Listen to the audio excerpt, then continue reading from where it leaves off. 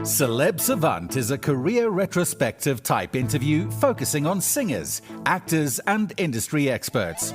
Join Barrett Edelstein now as he dives into the entertainment world.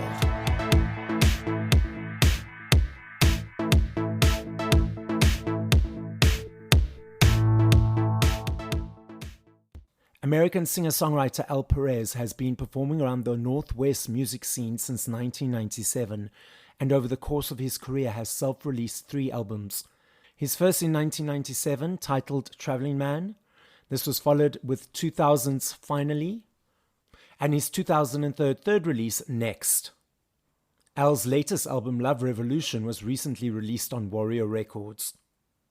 Al performs music which has been described as something for everyone, with tones ranging from light rock to R&B, with a singer-songwriter flair and just a touch of Latin for flavorings. Al is a captivating, soulful performer, and his 7-member live band has thrilled audiences for over a decade at festivals and around the USA, Mexico, Jamaica, Bahamas, Costa Rica, and Aruba. Up next on Celeb Savant, we've got Al Perez. Where are you in the world and how are you doing? I am doing great. I am in the Pacific Northwest, just outside of Portland, Oregon. And I actually live in this area. I've relocated from Los Angeles. I grew up in Long Beach, California, so LA area.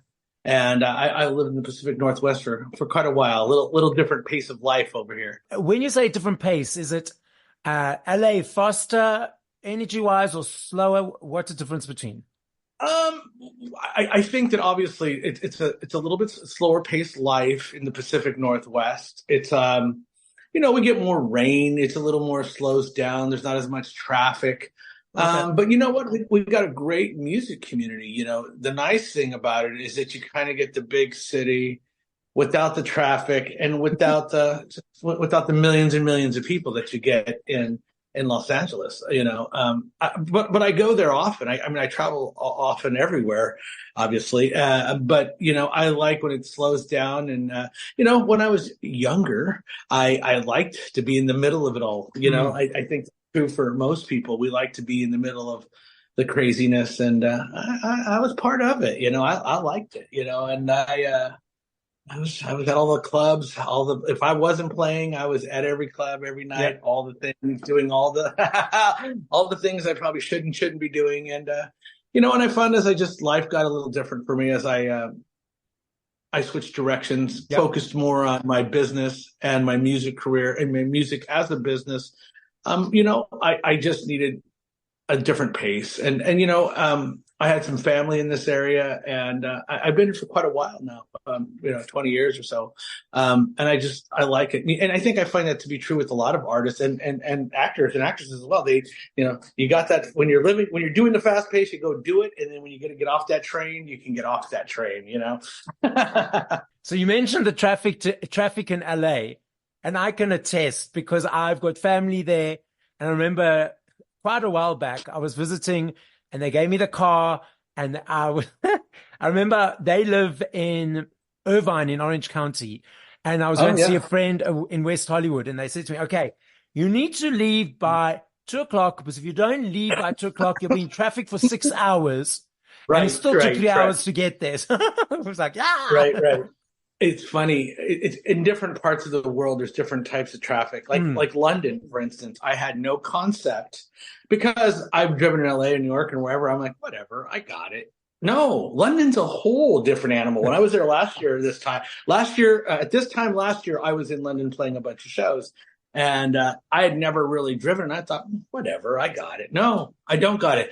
That's a whole different kind of traffic, and the roads are narrow, and I'm like, nope.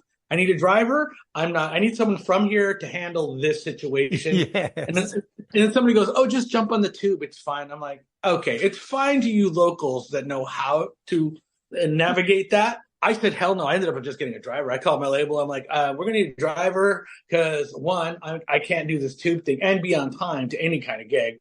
2, me driving is forget it. I might kill somebody or someone's going to kill me. I don't even know what's going to happen. So everywhere has, it's different obstacles as far as traffic, but major metropolitan cities have a lot of traffic. Yep. And if you don't know how to navigate it and you're not from that area, Yeah, it can be tricky. Like I'm going to be I'll be in Orange County. I'll be in Anaheim for the NAMM show, the big national music convention that goes on every year, and it's at the end of the week, and I'll be in LA at the end of the week. So I'm looking forward to that. See some friends, see some people I know. I'll probably sit in on a couple shows. I'll play all the latest greatest gear that's coming out. All the guitars. I don't need one more guitar, but we always kind of need one more guitar or one more piece of gear or one more microphone. And, truthfully, my house, I have a rehearsal studio downstairs and I own more guitars than I could ever play. And the truth is, I don't know if are you a musician? Passionate and love musician, but I've never actually played anything. So okay. I follow the music charts. I've got all the encyclopedias about the music charts and follow from that as an observation. I love going to concerts, love listening to music, but not actually ever have played. As a musician, and most musicians will contest to this, I'm sure, and agree with me, we all have way too much gear, and especially if you've done it for a lot of years, you acquire, especially guitars and microphones and things that you like, recording gear. And if you have a recording gear at home, and then, of course, you have your performance, it's just a lot of stuff, Yes. And you look back at a 25-year career and you go like, I want a lot of music gear. And you're like, what should I get rid of? And like, you don't really want to get rid of any of it. Yeah. Now I'm going to go to the National Roofing Convention and look at more gear. And I'm like, holy moly. Don't do it. I'm tempted. Oh, I'm going to be tempted. It's going to be great. So, so music has always been a big part of my life since I was very young. My family, my grandfather played trumpet, and of course my aunt and uncles had a band, and that's kind of what influenced me to be a musician even more. And high school, I played all the weekend parties. I was the band at every weekend kegger party, the beer parties we'd have in high school, and I played all those. And I just always have played music. So it's been a long time playing music, and I still love it. I still get up and play. I play every day. I have guitars. I have a 3-level house, and every level has guitars or some instruments somewhere that I can pick up and be creative, because I just love doing it. I call it my home concerts. They're kind of some of my favorites. I don't mind. I don't have an audience. I'm just sitting and playing for myself, whether I want to play something I wrote. Yes. Or maybe just, here's funny. I was playing an old Marvin Gaye song the other night on acoustic guitar. And somebody had mentioned, I used to sing it years ago. I used to have a band, and I did what we call cover bands, sing cover music. Those pay. And, being an original artist, that's something different. And I used to probably go, we never really hear you do covers anymore. I'm like, well, I know every cover. I'm not saying, I've progressed to a point where my catalog is big enough and I can do a 3 or 4 hour show and only do original music. I don't have to do covers, but I know them. And there's some fine covers that I love and enjoy to play. You know what I mean? A Marvin Gaye tune kind of popped up. Somebody mentioned it. I remember you used to really get after the version you used to do What's Going On. I said, love that song. But I thought, I don't really want to approach it like a cover band anymore. And so I have a show coming up, and the night before I go to LA, I have a show, and I said, you know what, I'm going to do a couple covers. I haven't done a couple covers in a long time. And I thought, what do I want to play? And I thought, What's Going On? Somebody mentioned it to me. And I thought, well, I don't want to just get up there and do Marvin Gaye's version. I want to kind of have my own arrangement to it, and so I was sitting around with my acoustic guitar, and I thought, how about if I started without a sax and it's more acoustic, and then the band comes in, and that's how I think, at least. I think all artists or musicians think that way. How can I put my own little spin on it and make kind of a cool version? And I like it. I'm looking forward to playing it. So I love my original music, but it's going to be fun to do an arrangement of a great old song. What's Going On by Marvin Gaye was a great song. I wish I wrote that one. I wish I wrote that one. Okay, so the great segue, referencing your original music. Let's dive into your creative brain. So from 0 to 3 to 4 minutes, what inspires that song or creativity? What motivates it? Is it easy every time? Let's unpack your creative brain and journey when you create a song. Well, that's a great question. That's a good one. I like that. So creating music for me is probably more. I've thought about this because I've been asked different ways. That's a good way you asked. The way you asked it, I think it's an emotional journey for me. I think that when I get a snapshot of life, like for instance, if I was to, let's say, break up with a girl, let's say we're doing a breakup song, that's an emotional feeling that I feel, and how can I describe that? And of course, as a writer, how is it new? We've heard that before. What is my personal take that I can share and make it interesting enough that I could share my story and share my pain, if you will? I like to call my music tragically sexy, and it's true. I drunkenly made this term up, and I got there's a story behind that. I'll tell you after this. But the term simply came from when you're diving into being sad. I don't want to make you. I mean, maybe you want to cry with me, but maybe you want to have an interesting listening to how I felt and how I can give you a visual of what I was feeling at that moment. What was happening right then? What was I seeing right then? And so those things start to go into my mind. Like, for instance, I have a single out called Believe right now. It comes from an experience I had. It's a true experience. I met that girl. She was standing there. I try to put the visuals of what I was seeing into the song and then give it some context. Believe, what does that mean? Well, everybody's, someone else is, well, when you date and you're not 20 anymore, the questions, you always have the little answer and question segment of the date. And you go, well, that doesn't sound that interesting. Well, no, it's not that interesting. How do I make dating at middle age interesting? Well, what am I looking for? What is my personal feelings? And it was, what do I need from a woman? I need her to believe in me. If she believes in me, I'll do anything. How do I convey that in a song? Well, let me lay it out for you. She's going to tell me about herself. I'm going to tell her about me. She's going to tell me about where she's been, and I'm going to tell her about where I've been. So I'm going to put this all into context, into a song. I got to have a hook because we are writing a song, and believe is the hook. And now we have this context of a conversation between two people trying to get to know each other. And then we add some elements of, let's spice it up a little bit. Let's give them a little bit of the sexy insight to it, of what really went on that date. And I open with it. I give it up right away, standing naked by the door, because she was when I wrote it. And we had that moment together. And it's funny, this person I wrote the song for comes to the shows once in a while. I don't date her anymore, we're friends.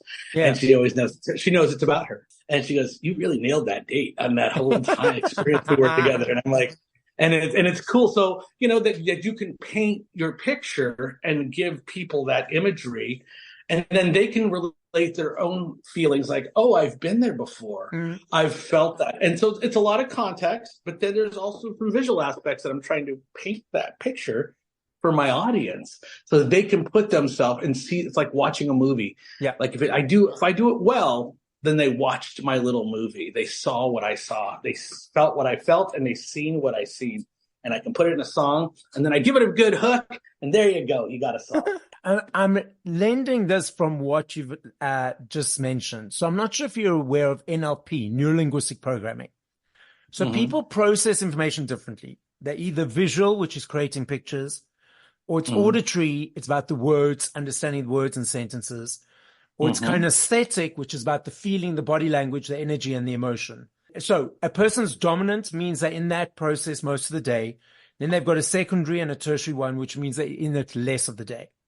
So focusing specific on music, right? Whether you're listening to your own music or other people's music, are you seeing pictures when you hear the songs, or you hearing the words, or you getting the feeling? I think a little bit of seeing the picture and having that feeling. Yeah. And I'm going to give you an example of this, because remembering where I started from, what got me going on that path. It was an old song, even when I was young. It was a song by Bob Seger, Turn a Page. I knew it in the 80s, late 80s, but he actually wrote it in 72. Anyway, this song, Turn the Page by Bob Seger, to this day, I can tell you I wanted to be the person in that song. It's why I play music. It is absolutely 100% why I want and get, why I understand it, because what he wrote was his experience, his vision, and everything he was living through. And then it also portrayed that he was the rock star. that he wasn't just a rock star. He had emotional feelings, personal experiences, and he dove it all into one song and made this great hit.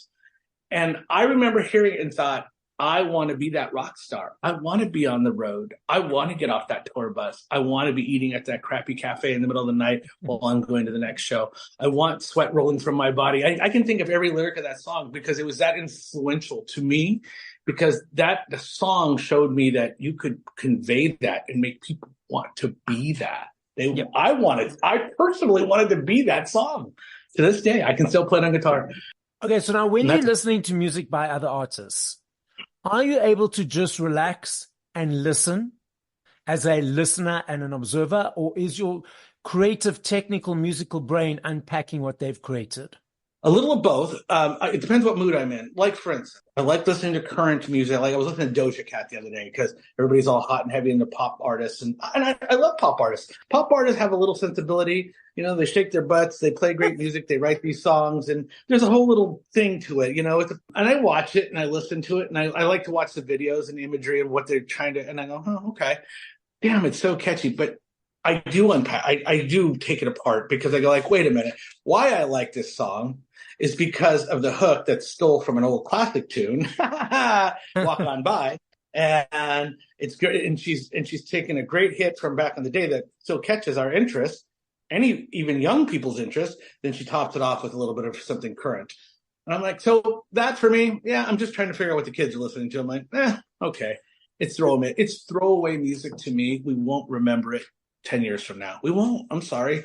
You know, but when you listen to something like Adele or I could go down the list. There's a lot of singer-songwriters that are so many. I can't even think. Ed Sheeran, you know, he's classically, I mean, he's a great musician. He could write a song in 5 seconds. You know, he knows the formula. For me, things I like to listen to that calm me, it's usually a voice, the timbre of someone's voice.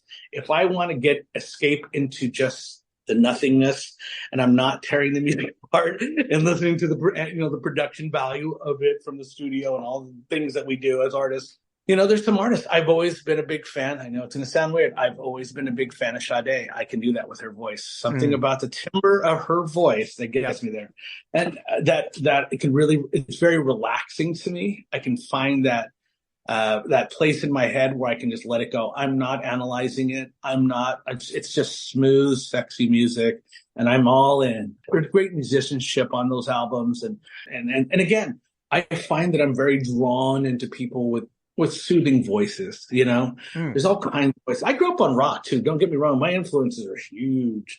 You know, I knew all the Iron Maiden albums and Judas Priest and, you know, AC/DC and Van Halen. I've been to all those concerts. I've been to every kind of concert you could ever imagine. I love music. I love country music. I love rock music. I love throwaway pop music that comes and goes. You know, the artists that we'll never remember are kind of like, oh yeah, I remember that girl from so-and-so, or that's today's flavor of the month kind of stuff, you know. And I don't discard it, but I don't think it has longevity. So sorry, people don't like that comment, but it's true. But it has value. It's musical. It's different listening things. I can listen to things that I like to listen to, that soothe my soul, that make me not think about anything. And then sometimes I do listen to stuff. I love this game. I know if I had to ask you this in 2 days, 2 minutes, 2 hours, 10 years, I know and recognize your answer will be different every time because there are millions of them. I'm not saying favorite, okay? I'm saying first that come to mind. If you had to push play to 5 songs by other artists, once we finish this conversation, what would those 5 songs be and by whom? Wow, that's a great one. Woo! Ooh, I like you. You really thought about this. I do a lot of interviews, and so you've thought that one out. 5 songs I could play and listen to. Boz Scaggs, I Just Go. That's great. If you know it, if you don't know it, please listen to it. I think probably I already said it because I already said Bob Seger, because Turn a Page, and it's not that it's not overplayed and people will say it's a karaoke song now, but the beautifulness of how it was written for me was so influential to me as a young man, as a young boy, I should say, teenager, that it still holds that place in my heart that I want to hear it. There's a Keith Urban song that I really like that kind of works for me. Believe it or not, When Summer Goes, what a great song. And he's such a smoking guitar player, and the beautifulness of his guitar. When I hear that song, it's so well written by Keith Urban. I don't know if you're into Keith Urban at all or listen to him much. That's When Summer Goes. I just, that guitar, oh man, I can just fall apart. I love that sound of that guitar and that so much that I could play on it. And I could put it on right now. Oh man. I'm trying to think of something more rock and roll because, you're going to find this really odd to me, but for me probably, but I was a big rock fan. I mean, like Ozzy Osbourne, Black Sabbath stuff was huge as a teenager for me because I loved Ozzy. I liked he was crazy. But then when you dug into his writing, somehow Ozzy Osbourne's writing touched me, and I don't know why. And I remember him writing a lyric, and I'm trying to think what song it was, but because rock and roll is my religion and my law. I mean, I really remember buying into that line as a teenager, like, yes, I want to write and rock out. And I would want to hear that. It's like, these are the last 5 songs I get to listen to. I'd want to listen to that one. Lady Gaga. Probably, believe it or not, I'm going to be really corny and I don't care. There's something about the Stars Born soundtrack. I think that soundtrack was so well written and her voice and her musical brilliance. I don't care what nobody says. She is not a Madonna or anything. That girl could play music and write music and sing her ass off. And I don't give 2 shits who you are. When I want to sit down and listen to something, I can put on that whole soundtrack. Arizona Skies. Oh, Remember Us That Way. What a great soundtrack. Yep. And sure, there's plenty more. I grew up on the Beach Boys, and I can go into all the things I should say, like Smokey Robinson and Motown. And sure, those are all big influence. And I already said Marvin Gaye early on. I mean, who the hell can't listen to him anytime, push a button? That's the thing about music, is that it's just about diversity and being open-minded and enjoying each for what it is at that moment. And then now I know if I had to ask you the same question now, in 2 minutes, you'd have another 5 songs. So tell us about your new body of work. Oh, so, well, the album's been out for about a year now. Yep. Love Revolution. It's, what a great album to make. When I went into making that album, I wanted to make an album. I wanted to do whatever I wanted to do. I didn't want to try to have this continuity where every song flows into the next song kind of. I wanted to do like every song is its own piece of work. It's its own thing. They may be this way, that way. And it was fine with me. And it was fun to do it. It took a little longer than I wanted to, but, I was able to create with some fine people that I recorded with, work with some friends. My label Warrior was real supportive of the music, like Let the Player Play was kind of a throwback to kind of a funk R&B kind of thing. That was fun to do. And then doing something more like Woman Powers, it's more of a straight rock and roll kind of, power pop, rock and roll pop tune, I guess you'd call it, ballad, to a very smooth thing like Shirley Sweet. That was just, I'd never recorded a song that was just me singing with a piano and then throw a little cello on it to make it sexy. And I'm like, oh, I never get to do that. I'm going to do one of those. Because we had all these production ideas that it was going to be this. I'll talk about Shirley Sweet. When you're in the studio, people start to have opinions, your producers, your executive producers, your label. Then you wrote the song and I'm like, well, we had this idea that it was going to be this Beatlesque kind of whimsical Sgt. Pepper Lonely Heart Club Band kind of song, and it's completely not. Yeah. And we started to go down that road, and I said, "Stop it! Listen to me. I get where we're going with this, production-wise." And I said, "But you know what? I wrote it on piano. I'm sitting. My piano's behind me, but I said I sat down on my piano, and I just let me sit down and listen." This is what I wrote. And we were into production on the other version. And I called it. And I said, no, I don't know what's happening to my song. And, so it was a fun album to make it was the first time in a long time I'd stood up and said, this is how I hear it. Even though you think it sounds that simple because it's your album, you can lose some of that in the studio because there's people touching your art, your work. Yes. People are touching your shit, and they're influencing it, and they're changing the dynamic of it. Yeah. So this time I wanted to make sure I didn't lose any of where I started, Because my big thing is anything I write, I can sit down and play you on the piano or guitar, acoustic guitar. I don't play electric guitar because I think that's important. A good song is a good song. And if I can't just sit down and play it for you right now, then I've created something that isn't what I started with. And I don't like that feeling. And I've done that before. I have an album, and I won't talk about it too much. I think the production was good. I think the producer was good. But I think there's a couple songs that ended in places that I've now gone back when I perform them live to where I started. Because I think, and I always go, I should re-record it. But, as an artist, I'm always writing. I got so many songs. I'm never really going to go backwards and re-record them. But yeah, so Love Revolution is the album that's out. Believe is the brand new single, which I like Believe. Believe is the song, again, that I wrote about a friend. Yeah. I guess you'll say. Somebody I dated. Single. I love it. The video's out right now. And, I have lots of new material. I have I have another single that's going to come out, La Di Da, which is a song about, I don't know, have you been on tropical vacations with friends before? And at some point when you're all sitting around drinking beer or cocktails, everybody always asks that one question. Why do we have to go home? Why can't we just sell all our stuff and just stay here, right here?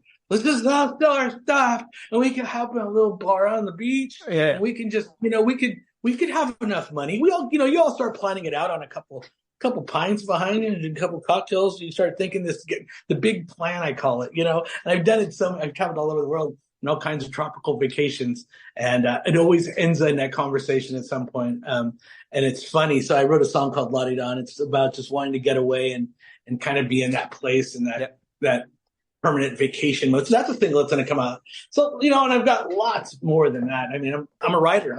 I write all the time. I write every day. I play guitar for, piano, a couple hours a day working on arrangements or new songs or ideas or whatever. I even after all these years, I still enjoy the process, man. I love it. Well, that's the main thing. That's very, very important, obviously, because it's your passion.